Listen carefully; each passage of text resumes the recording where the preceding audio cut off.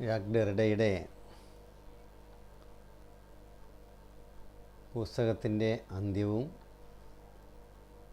എഴുത്തിൻ്റെ ആരംഭവും എന്ന ഭാഗം വായിക്കാൻ ആരംഭിക്കുമ്പോൾ ഇന്നത്തെ ദിവസം ഫേസ്ബുക്ക് പോസ്റ്റായി എൻ്റെ സുഹൃത്ത് ഡോക്ടർ KM ഷെരീഫ് എഴുതിയ ഒരു കാര്യം ആദ്യമേ പരാമർശിക്കേണ്ടതുണ്ട് എന്ന് എനിക്ക് തോന്നുകയാണ്. അദ്ദേഹം ഗവേഷണവുമായി ബന്ധപ്പെട്ട ഒരു സംഭവം വിശദീകരിക്കുന്നതിനിടയിൽ പറയുന്നത് ചെറിയ കാര്യങ്ങൾ വളരെ സങ്കീർണമായി അവതരിപ്പിക്കുന്ന ചില ആളുകളുണ്ട്. അതിൽ വൻതോക്കായ ഡെറിഡയും ഉൾപ്പെടും എന്നാണ് അദ്ദേഹത്തിൻ്റെ അഭിപ്രായം എന്നാണ്. തീർച്ചയായും അത്തരം ഒരു അഭിപ്രായം അദ്ദേഹത്തിന് പറയാം, മറ്റു പലരും പറഞ്ഞു കഴിഞ്ഞതുമാണ്. എന്നാൽ ഇതുമായി ബന്ധപ്പെട്ട ഒരു വളരെ പ്രധാനപ്പെട്ട ഒരു ചോദ്യം അനിവാര്യമായി ചോദിക്കേണ്ടതുണ്ട്. കാരണം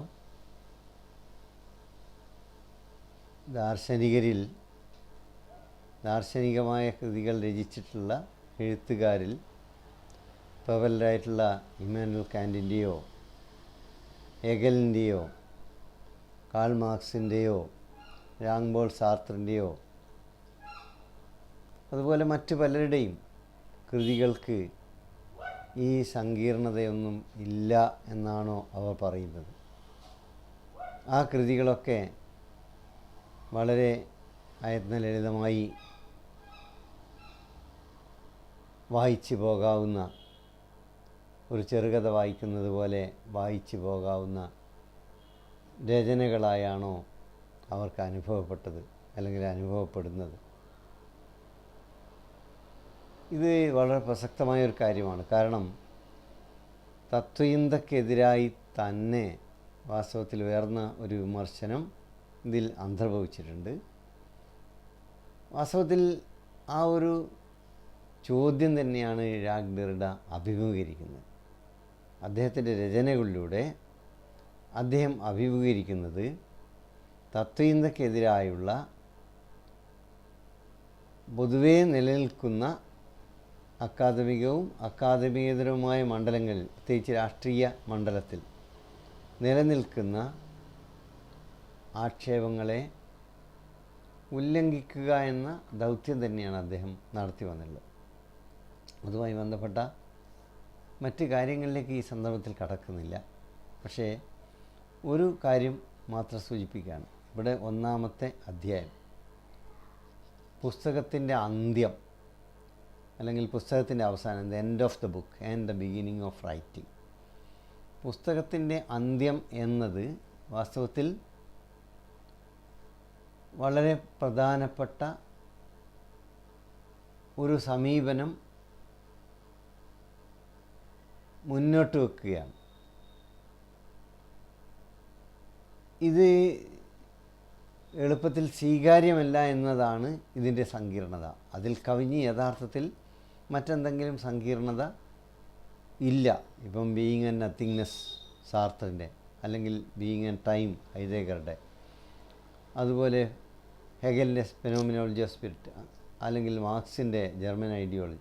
ഇങ്ങനെ മിക്കവാറും പുസ്തകങ്ങൾ വായിക്കുമ്പോൾ ഉണ്ടാകുന്നതിനേക്കാൾ വലിയ സങ്കീർണത വാസ്തവത്തിൽ ഡെറിഡയിൽ ഉണ്ട് എന്ന് തോന്നുന്നില്ല.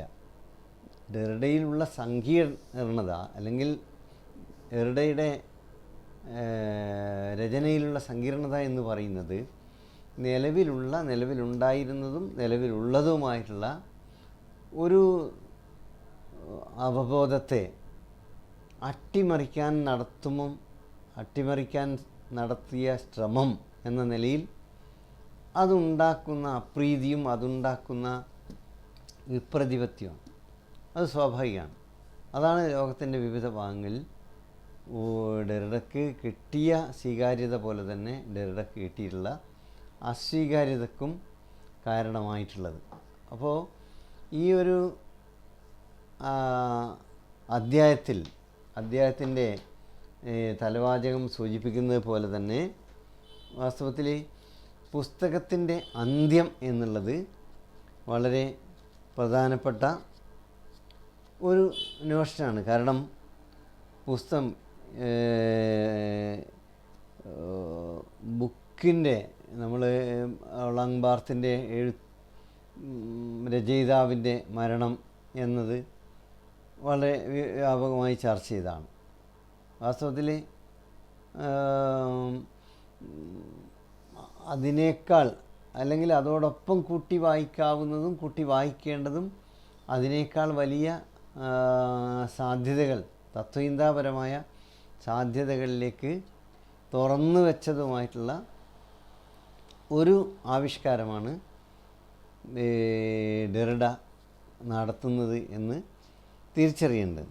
ഇപ്പം ഡെത്ത് ഓഫ് ദ ബുക്ക് എന്നുള്ളത്, എൻഡ് ഓഫ് ദ ബുക്ക് എന്നുള്ളത് അടഞ്ഞ കൃതിയുടെ അവസാനം എന്നതാണ്. അങ്ങനെ അടഞ്ഞ കൃതികൾ, അടഞ്ഞ പുസ്തകങ്ങൾ എല്ലാം ഇതിലുണ്ട് എന്ന സങ്കല്പത്തെ വാസ്തവത്തിൽ അട്ടിമറിക്കുകയാണ്. അങ്ങനെ വിധ്വംസകമായ ഒരു വായനയാണ് ഡെറിഡ നടത്തുന്നത്. അങ്ങനെ ഒരു വായന നടത്തുമ്പം പുസ്തകത്തിൻ്റെ അന്ത്യം എന്നത് എന്തുകൊണ്ടാണ് ഒരു അധ്യായത്തിൽ അദ്ദേഹം ആവിഷ്കരിക്കുന്നത്? കാരണം പുസ്തകം എന്നുള്ളത് യഥാർത്ഥത്തിൽ നമ്മുടെ ചിന്തയെ പരിമിതപ്പെടുത്തുന്നതിൽ നിർണായകമായ പങ്ക് വഹിക്കുന്ന ഒരു സമ്പ്രത്യമായാണ് അദ്ദേഹം കാണുന്നത്. ആ രീതിയിലുള്ള ഒരു സങ്കല്പനം വാസ്തവത്തിൽ നൂറ്റാണ്ടുകളായി തുടരുന്ന ഒരു സങ്കല്പനം, നിലനിൽക്കുന്ന ഒരു സങ്കല്പനം, അത് തകർക്കാതെ നമുക്ക് വായനയെയും എഴുത്തിനെയും സംബന്ധിക്കുന്ന പുതിയ ഒരു പരികല്പന ആവിഷ്കരിക്കാൻ കഴിയില്ല എന്നതാണ് അദ്ദേഹം പറഞ്ഞു വരുന്നത്. All appearances to the contrary, this death of the book undoubtedly announces nothing but a death of speech and a new mutation in the history of writing, in history as writing എന്ന് അദ്ദേഹം ഈ അധ്യായത്തിൽ ഈ പുസ്തകത്തിൻ്റെ അന്ത്യവും എഴുത്തിൻ്റെ ആരംഭവും എന്ന അധ്യായത്തിൽ പറയുമ്പോൾ അദ്ദേഹം സൂചിപ്പിക്കുന്നത് സംശയരഹിതമായും പുസ്തകത്തിൻ്റെ മരണം എന്നതിലൂടെ ഈ ഉരുവിട്ട, ഉച്ചരിക്കപ്പെട്ട വാക്കിൻ്റെ അന്ത്യമാണ് ലക്ഷ്യമിടുന്നത് എന്നാണ്. ഉച്ചരിക്കപ്പെട്ട വാക്കിൻ്റെ അനുബന്ധം എന്ന നിലയിൽ എഴുത്തിനെ കാണുകയും എഴുത്ത് എന്ന ലോകത്തിലെ എക്കാലത്തെയും ചരിത്രത്തിൻ്റെ അടിത്തറയായി നിലനിൽക്കുന്ന വളരെ പ്രബലമായിട്ടുള്ള ഒരു പ്രക്രിയയെ, ഒരു അവസ്ഥയെ, ഒരു നിലനിൽപ്പിനെ, ഒരു ഉണ്മയെ വാസ്തവത്തിൽ ഒരനുബന്ധമാക്കി ആണ് നമ്മൾ പരിശീലിപ്പിക്കപ്പെട്ടത്.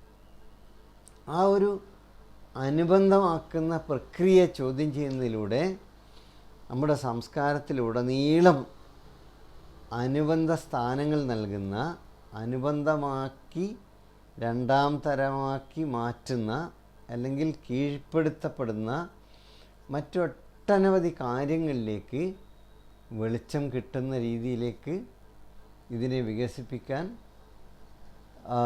അതിനുള്ള അവസരമുണ്ടാക്കാൻ ഡെറിഡയ്ക്ക് കഴിഞ്ഞിട്ടുണ്ട്. ഇപ്പം അദ്ദേഹത്തിൻ്റെ രചനകളിലൂടെ പ്രചോദനം നേടി ലോകത്തിന് പുതിയ വഴികൾ കാണിച്ച എഴുത്തുകാരിൽ പ്രബലനായ ഒരു എഴുത്തുകാരനാണ് ഈ എഡ്വേർഡ് സെയ്ദ്. എഡ്വേർഡ് സെയ്ദ് ഈ കൃതിയിൽ യഥാർത്ഥത്തിൽ ഡെറിഡയോടും ഫൂക്കോയോടുമുള്ള അദ്ദേഹത്തിൻ്റെ കടപ്പാട് അസന്നിഗ്ധമായി പ്രസ്താവിക്കുന്നത് നമുക്ക് കാണാം. The world, the text and the critic എന്ന ഈ കൃതിയിൽ. അപ്പോൾ ഇവിടെ ഈ ആലേഖന ശാസ്ത്രം, എഴുത്തിനെ സംബന്ധിക്കുന്ന ഒരു ശാസ്ത്രം എന്തുകൊണ്ട് ഉണ്ടായില്ല എന്നൊരു ചോദ്യം. അങ്ങനെ എഴുത്തിനെ സംബന്ധിക്കുന്ന ഒരു ശാസ്ത്രം ഉണ്ടാകാതായിപ്പോയതിൻ്റെ ഒരു കാരണം തത്വചിന്തയുടെ ചരിത്രത്തിലുടനീളം ഉച്ചരിക്കപ്പെട്ട വാക്കിന് വേണ്ടി നിരന്തരം അന്വേഷിച്ചുകൊണ്ടിരിക്കുകയാണ്. അത് കാണാത്ത, കേൾക്കാത്ത, എന്നാൽ എവിടെയോ അശരീരി പോലെ ഉണ്ടായിട്ടുള്ള ഒരു പ്രതിഭാസമാണ്. അപ്പോൾ ഈ ശരീരമില്ലാത്ത ഈ ശബ്ദത്തെ കേന്ദ്രീകരിച്ച് അതിൻ്റെ ഒരു മണ്ഡലത്തിൽ, അതിൻ്റെ ഒരു തട്ടകത്തിൽ കാലാകാലമായി ചരിത്രം രചിക്കപ്പെട്ടുകൊണ്ടേയിരുന്നു എന്നത് ആണ് ഇവിടെ അട്ടിമറിക്കപ്പെടുന്നത്. അത് ഏതെങ്കിലും ഒരു ദാർശനികൻ്റെ വ്യക്തിപരമായ കുറ്റമോ പരിമിതിയോ അല്ല, മറിച്ച് അതൊരു യാഥാർത്ഥ്യമാണ്. അങ്ങനെ ഒരു സബോർഡിനേഷൻ അല്ലെങ്കിൽ കീഴ്പ്പെടുത്തൽ, അത് ഇനി അങ്ങോട്ട് ആവശ്യമില്ല എന്ന് തന്നെയാണ് അദ്ദേഹം ഇവിടെ പറയുന്നത്. Death of speech is of course a metaphor here. Before we speak of disappearance we must think of a new situation for speech, of it subordination within a structure of which it will no longer be the archon. അപ്പോൾ യഥാർത്ഥത്തിൽ ഇവിടെ ഈ ഭാഷണത്തിൻ്റെ മരണം എന്നുള്ളത് അതൊരു രൂപകം എന്ന നിലയിൽ, metaphor എന്ന നിലയിലാണ് ഉപയോഗിക്കുന്നത്. ആ ഒരു രൂപകത്തിൻ്റെ സാധ്യത എന്നുള്ളത് ഭാഷണമില്ല എന്ന അർത്ഥത്തിലല്ല, മറിച്ച് നമ്മൾ പരിശീലിപ്പിക്കപ്പെട്ട ഒരു ശ്രേണീബദ്ധമായ രീതിശാസ്ത്രത്തെ മാറ്റി എഴുതേണ്ടതുണ്ട്. കാരണം നമ്മുടെ എഴുത്ത് എന്നത് വളരെ പ്രധാനപ്പെട്ടതും വാസ്തവത്തിൽ അതിന് അതിൻ്റേതായിട്ടുള്ള സ്വയം നിയാമകത്വപരമായി തന്നെ പ്രവർത്തിക്കുന്നതുമായിട്ടുള്ള ഒരു പ്രക്രിയയാണ്. അപ്പോൾ അങ്ങനെ അത്രമാത്രം ഓട്ടോണമസ് ആയിട്ടുള്ള, സ്വയം നിലനിൽക്കേണ്ട ഒരു മണ്ഡലത്തെ എന്തുകൊണ്ടാണ് അനുബന്ധമാക്കുന്നത്? അങ്ങനെ അനുബന്ധമാക്കുമ്പോൾ അതിനെ അവലംബിക്കുന്നത്, അതെക്കാലത്തും അവലംബിച്ചു കൊണ്ടിരിക്കുന്നത് അതിഭൗതികപരമായ ഒരു സങ്കല്പമാണ്, മെറ്റാഫിസിക്സാണ്. അതുകൊണ്ട് ഡെറിഡ സാന്നിധ്യത്തെ സംബന്ധിക്കുന്ന മെറ്റാഫിസിക്സിനെ, സാന്നിധ്യത്തെ സംബന്ധിക്കുന്ന അതിഭൗതികത്തെ ആണ് ഇവിടെ ചോദ്യം ചെയ്യുന്നത്. അപ്പോൾ പുസ്തകത്തിൻ്റെ അന്ത്യം എന്നുള്ളത് ഭാഷണത്തിൻ്റെ അന്ത്യവും, ഭാഷണത്തിൻ്റെ അന്ത്യം എന്നുള്ളത് അതിഭൗതികത്തിൻ്റെ അന്ത്യവും ആണ്. യഥാർത്ഥത്തിൽ ഇന്ത്യയിൽ ഇതിനോട് സാദൃശ്യമുള്ള ഒരു തത്വചിന്ത ഉണ്ടായിരുന്നു. അത് ബുദ്ധൻ്റേതായിരുന്നു. കാരണം നമ്മൾ കാണാത്ത അതിഭൗതിക കേന്ദ്രിതമായ, ബ്രഹ്മകേന്ദ്രിതമായിട്ടുള്ള ദർശനങ്ങളിൽ മുഴുകി നമ്മുടെ ദൈനംദിന ജീവിതത്തെ, നമ്മുടെ നിലനിൽക്കുന്ന കാര്യകാരണ ബന്ധങ്ങളെ അവഗണിക്കപ്പെടുന്ന ഒരു അവസ്ഥയായിരുന്നു ബുദ്ധൻ ചോദ്യം ചെയ്തത്.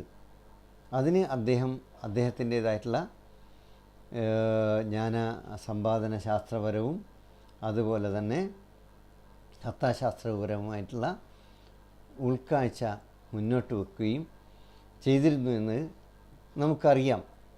അതുകൊണ്ട് ഇവിടെ ഡെറിഡ പാശ്ചാത്യ തത്വചിന്തയുടെ ചരിത്രത്തിലുടനീളം അന്തർഭവിച്ചിട്ടുള്ള സാന്നിധ്യത്തെ സംബന്ധിക്കുന്ന അതിഭൗതികത്തെ അപനിർമ്മിക്കുക എന്ന വാക്കും ഈ അധ്യായത്തിൽ കടന്നു വരുന്നുണ്ട്. ഈ അധ്യായത്തിലാണ് അപനിർമ്മിക്കുക എന്ന വാക്കും അതുപോലെ തന്നെ ഡെറിഡ ആദ്യമായി ഉപയോഗിക്കുന്ന വ്യതിരേകം അല്ലെങ്കിൽ ഡിഫറൻസ് എന്നുള്ള പ്രത്യേകമായി അദ്ദേഹം തന്നെ ആവിഷ്കരിച്ച പദവും ഉപയോഗിക്കുന്നത്. യഥാർത്ഥത്തിൽ ഈ പുസ്തകം ഫ്രഞ്ച് ഭാഷയിൽ പ്രസിദ്ധീകരിച്ച അതേ സമയം തന്നെ അദ്ദേഹം എഴുതിയിട്ടുള്ള structure, sign and play in human sciences എന്ന ലേഖനത്തിലും ഈ ഒരു പുതിയ പദത്തെ അദ്ദേഹം വായനക്കാരുടെ, കേൾവിക്കാരുടെ മുമ്പിലേക്ക് അവതരിപ്പിക്കുന്നുണ്ട്. കാരണം ആ ഒരു പ്രബന്ധം യഥാർത്ഥത്തിൽ ഒരു സർവകലാശാലയിൽ വായിക്കുകയായിരുന്നു. അങ്ങനെ വായിക്കുമ്പോൾ ഡിഫറൻസ് എന്ന ഒരു പദം സാധാരണ ശീലിച്ച രീതിയിൽ ആണ് കേൾക്കുന്നത്. പക്ഷേ ഈ കേൾക്കുന്നതിൽ നിന്ന് വ്യത്യസ്തമായ കാഴ്ച അദ്ദേഹം വിതരണം ചെയ്ത പ്രബന്ധത്തിലൂടെ അവിടെ സന്നിഹിതരായ ശ്രോതാക്കൾ കടന്നു പോകുമ്പോൾ ആണ് കാണാനിടയാവുന്നു. അങ്ങനെ കാണാനിടയാവുമ്പോൾ അവർക്കുണ്ടാകുന്ന ഒരു തരത്തിലുള്ള ആശയക്കുഴപ്പം, അത് വാസ്തവത്തിൽ വളരെ പ്രധാനപ്പെട്ട ഒരു പ്രത്യേകം ഒരു ടൂൾ എന്നുള്ള രീതിയിൽ, ഒരു പ്രത്യേകമായ ഒരു ടാക്ടിക്സ്, തന്ത്രം എന്ന രീതിയിൽ വാസ്തവത്തിൽ ഈ ഒരു പദം ഉപയോഗിക്കുകയായിരുന്നു ഡെറിഡ ചെയ്തിട്ടുണ്ടായിരുന്നത്.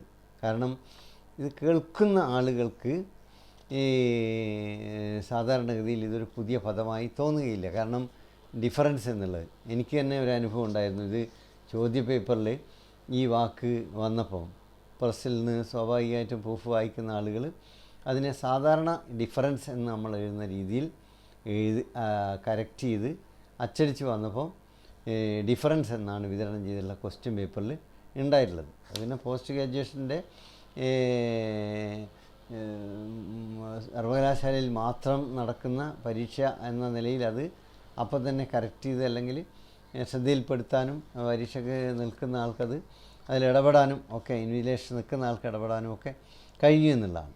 അപ്പം അത് സൂചിപ്പിക്കുന്നത് ഡിഫറൻസ് എന്നുള്ളത് നമ്മൾ ശീലിച്ച സ്പെല്ലിങ്ങിൽ ഈക്ക് പകരം എ എന്ന് എഴുതിക്കൊണ്ട് അദ്ദേഹം ഒരു പുതിയ പദത്തെ അങ്ങോട്ട് ഉപയോഗിക്കുകയാണ്. ആ ഒരു പദത്തെ ഉപയോഗിക്കുന്നത് യഥാർത്ഥത്തിൽ ഈ അദ്ദേഹം തന്നെ വിശദീകരിക്കുന്നത് പോലെ അതൊരു സാമ്പത്തിക ശാസ്ത്രപരമായിട്ടുള്ള അല്ലെങ്കിൽ സാമ്പത്തികമായിട്ടുള്ള ഒരു ഉപാധി എന്നുള്ള നിലയിലാണെന്ന് പറയുന്നുണ്ട്. കാരണം രണ്ട് വാക്കുകൾ ഒന്നിച്ച് ചേർത്തിട്ട് ഒരു എക്കണോമി ഓഫ് വേർഡ് എന്നുള്ളത്, അതായത് വാക്കിൻ്റെ ഒരു നമ്മൾ ഒരു ലാഭം എടുക്കാൻ വേണ്ടി ചെയ്യുന്ന പോലത്തെ ഒരു പണിയാണ്. അതായത് നമ്മൾ ഡിഫർ എന്നും ഡഫർ എന്നും പറയുന്നതിന് പകരം ഇത് രണ്ടും കൂടി ചേർന്നിട്ടുള്ള ഒരു വാക്ക് അദ്ദേഹം തന്നെ കൊയിൻ ചെയ്യാണ്. അപ്പം ഡിഫറിങ് എന്ന് പറയുമ്പം വ്യത്യാസപ്പെടുക എന്നാണ്, ഡഫർ എന്ന് പറയുമ്പം മാറ്റിവെക്കുക എന്നുള്ളതാണ്. അപ്പോൾ വാസ്തവത്തിൽ നമ്മുടെ ഈ വായനയിൽ അന്തർഭവിച്ചിട്ടുള്ള രണ്ട് പ്രധാനപ്പെട്ട പ്രവർത്തനങ്ങളെ അവിടെ സംയോജിപ്പിക്കുകയാണ്. ഒന്ന്, നമ്മളിപ്പോൾ ഒരു വാക്ക് വായിക്കുമ്പോൾ അല്ലെങ്കിൽ ഓരോ സെൻറ്റൻസ് വായിക്കുമ്പോൾ നമ്മൾ കടന്നു പോകുമ്പോൾ അവിടെ നമ്മൾക്ക് പലതും നമ്മൾ ഒരു വാക്കും മറ്റൊരു വാക്കും തമ്മിലുള്ള വ്യത്യാസം അത് വളരെ പ്രധാനപ്പെട്ടാണ്. ഒരു ചെറിയ ഒരു കോമ, ഇപ്പോൾ 5ാം ക്ലാസ്സിൽ പഠിക്കുന്ന സമയത്ത് രാവണി മാഷ് പറയായിരുന്നു, ഹാങ്ങിങ് നോട്ട് ലെറ്റിങ് ഗോ എന്നത് ഒരു കോമയിൽ കൊണ്ട് പിന്നെ ഹാങ് ഹിം നോട്ട് ലെറ്റിങ് ഗോ എന്നെഴുതാം, ഹാങ്ങിങ് നോട്ട് കോമ ലെറ്റിങ് ഗോ എന്നെഴുതാം. അപ്പോൾ ഈ കോമ എത്രമാത്രം അർത്ഥവ്യത്യാസം ഉണ്ടാക്കും എന്ന് ഞങ്ങളോട് പറയാറുണ്ടായിരുന്നു. രാവണി മാഷ് ഇപ്പോൾ ഇല്ല, എത്രയോ കൊല്ലങ്ങൾക്ക് മുമ്പ് പിന്നെ ഓർക്കാട്ടേരിയിലെ തെരുവത്ത് LP സ്കൂളിൽ ബോയ്സ് LP സ്കൂളിൽ അന്ന് ബോയ്സ് LP സ്കൂളായിരുന്നു. ഇന്നത് എല്ലാവരും ബോയ്സും ഗേൾസും പഠിക്കുന്ന സ്കൂളാണ്. അവിടെ പഠിപ്പിച്ചുകൊണ്ടിരിക്കുമ്പോൾ ഇംഗ്ലീഷ് പഠിപ്പിച്ചുകൊണ്ടിരിക്കുമ്പോൾ അദ്ദേഹം പതിവായി പറയുന്ന ചില ഉദാഹരണങ്ങൾ ഒരു ഉദാഹരണമായിരുന്നത് ചെറിയ മാറ്റം, അതായത് സ്പെല്ലിങ്ങൊക്കെ പഠിക്കണം എന്ന് വിദ്യാർത്ഥികളെ ഉത്ബോധിപ്പിക്കുന്നതിന് വേണ്ടി നിരന്തരം പറയുന്നതാണ്. അപ്പം ഒരു ചെറിയ കോമ പോലും ഒരു ചെറിയ മാറ്റം പോലും ഉണ്ടാക്കാവുന്ന വ്യത്യാസം സൂചിപ്പിക്കുന്നതിന് വേണ്ടി. അപ്പോൾ ഇവിടെ ഡിഫറൻസ് എന്നുള്ളത് സാധാരണ നമ്മൾ കേട്ട് പരിചയിച്ച ഡിഫറൻസ് എന്നതിന് പകരം ഡിഫറൻസ് എന്നുള്ളത് ഉപയോഗിച്ചുകൊണ്ട് ഈക്ക് പകരം ഉപയോഗിച്ചുകൊണ്ട് ഡിഫറിങ് ആൻഡ് ഡഫറിങ്, വ്യത്യാസപ്പെടുന്നതും മാറ്റിവെക്കപ്പെടുന്നതും. അപ്പോൾ നമ്മൾ വായിക്കുമ്പോൾ എല്ലാ അർത്ഥവും നമുക്ക് ഒരു സന്ദർഭത്തിൽ ലഭിക്കുന്നില്ല. നമ്മളൊരു കാര്യം കണ്ടു കഴിഞ്ഞാൽ എല്ലാ കാര്യവും നമ്മൾക്ക് ഗ്രഹിക്കണമെന്നില്ല. പക്ഷേ നമ്മളത് ആസ്വദിച്ചിട്ടുണ്ടാവും.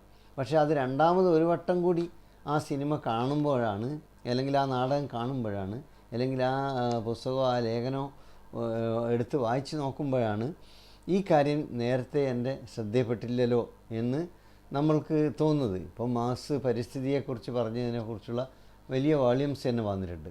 പക്ഷേ മാർക്സ് അങ്ങനെ പരിസ്ഥിതിയെക്കുറിച്ച് പറഞ്ഞ മുൻകാലങ്ങളിൽ ഈ ആധുനികോത്തരമായിട്ടുള്ള ചർച്ചകളും സംവാദങ്ങളും പരിസ്ഥിതിവാദങ്ങളും ഒക്കെ വരുന്നതിന് മുമ്പ് അങ്ങനെ ആ അർത്ഥത്തിൽ ശ്രദ്ധിച്ചിട്ടുണ്ടായിരുന്നില്ല എന്ന് നമുക്കറിയാം. അത് എന്തുകൊണ്ടാണ്? കാണാത്തത് കൊണ്ടല്ല, പക്ഷെ കണ്ടാലും ആ അർത്ഥത്തിൽ നമ്മൾ സ്വീകരിക്കുന്നില്ല, അല്ലെങ്കിൽ ആ അർത്ഥത്തിൽ നമ്മളുടെ റിസപ്ഷൻ ഉണ്ടാവുന്നില്ല എന്നുള്ളതാണ്. അപ്പോൾ അതുകൊണ്ട് സൂചിപ്പിക്കുന്നത് ഈ ഒരു അധ്യായത്തിൽ വളരെ പ്രധാനപ്പെട്ട കാര്യങ്ങൾ പറഞ്ഞു വെക്കുന്നുണ്ട്. അതിൻ്റെ നേരത്തെ പറഞ്ഞതുപോലെ അതിൻ്റെ വിശദീകരണങ്ങളിലാണ് പിന്നീടുള്ള അധ്യായങ്ങളിലൊക്കെ വരുന്നത്. അതിൻ്റെ കോൺക്രീറ്റ് ആയിട്ടുള്ള മൂർത്തമായിട്ടുള്ള ഉദാഹരണങ്ങളും മറ്റുമാണ് മറ്റ് അധ്യായങ്ങളിലേക്ക് കടക്കുമ്പോൾ നമുക്ക് കാണാൻ കഴിയുക. അപ്പം പുസ്തകത്തിൻ്റെ അന്ത്യം എന്നുള്ളത് ഈ ഭാഷണ കേന്ദ്രിതമായിട്ടുള്ള അതിഭൗതിക കേന്ദ്രിതമായിട്ടുള്ള സാന്നിധ്യത്തെ സംബന്ധിക്കുന്ന അതിഭൗതിക കേന്ദ്രിതമായിട്ടുള്ള ദാർശനിക പരിപ്രേക്ഷ്യത്തെ തകർത്തുകൊണ്ട്, അല്ലെങ്കിൽ അതിനെ ആ പരിപ്രേക്ഷ്യത്തെ അപനിർമ്മിച്ചുകൊണ്ട് ആലേഖാശാസ്ത്രപരമായിട്ടുള്ള എഴുത്ത് കേന്ദ്രീകരിക്കുന്ന അതിൻ്റെ മറ്റ് വിശദാംശങ്ങളിലേക്കൊക്കെ പോകേണ്ടതുണ്ട്. തീർച്ചയായും അതിലേക്ക് പിന്നീട് കടക്കാവുന്നതാണ്. എഴുത്ത് എന്നുള്ളത് കേന്ദ്രീകരിക്കുന്ന എഴുത്തിൻ്റെ ബഷീറൊക്കെ ഞാൻ എഴുതുകയാണ്, ചോരയിൽ മുക്കി, വേർപ്പിൽ മുക്കി, ഇങ്ങനെ പല രീതിയിൽ എഴുതുകയാണെന്ന് പലതവണ ആവർത്തിക്കുന്നുണ്ട്. കാരണം അതൊരു കർമ്മമാണ്, അതൊരു പിന്നെ വർക്കാണ്, ലേബറാണ്, അധ്വാനമാണ്. അപ്പോൾ മാത്രമല്ല അതിൻ്റെ അടിസ്ഥാനത്തിലാണ് നമ്മുടെ വ്യാഖ്യാനങ്ങൾ ചരിത്രത്തിലുടനീളം ഉണ്ടാവുന്നത്. എക്കാലത്തെയും ചരിത്ര വായനകൾ നമ്മളിപ്പോൾ എത്ര തന്നെ തിരസ്കരിക്കപ്പെട്ടാലും പല കാര്യങ്ങളും നിലനിൽക്കുന്നത് അത് എവിടെയെങ്കിലും ആലേഖനം ചെയ്യപ്പെട്ടു എന്ന കാരണം കൊണ്ടാണ്. ഇപ്പോൾ പോത്തേരി കുഞ്ഞമ്പു സരസ്വതി വിജയം എഴുതിയത് കൊണ്ട് അത് നമുക്ക് എക്കാലത്തും വായിക്കാൻ കഴിയും. അങ്ങനെ വായിക്കുമ്പോൾ അതിൽ കൂടി പുറത്തു വരുന്ന ഒരു വലിയ ചരിത്രധാരമുണ്ട്, തമസ്കരണമുണ്ട്, പ്രാന്തവൽക്കരണമുണ്ട്, സാമൂഹ്യമായ അനീതിയും അസമത്വമുണ്ട്. അപ്പോൾ അങ്ങനെ